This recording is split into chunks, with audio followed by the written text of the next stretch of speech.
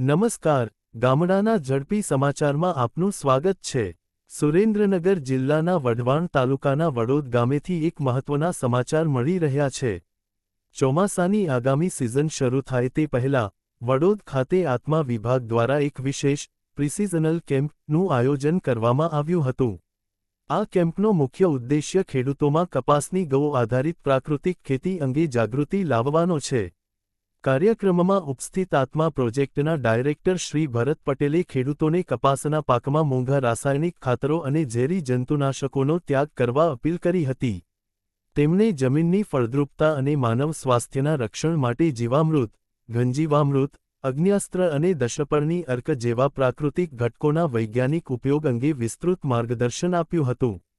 આ તકે પ્રગતિશીલ ખેડૂત શ્રી કાળુભાઈ પટેલે પોતાના પ્રત્યક્ષ અનુભવો શેર કરતા જણાવ્યું કે ગૌ આધારિત ખેતી અપનાવવાથી કપાસમાં ગુલાબી ઈયળ અને ચૂસિયા જીવાતોનો ઉપદ્રવ ખૂબ ઘટી જાય છે અને જમીનની ભેજસંગ્રહ શક્તિ પણ વધે છે।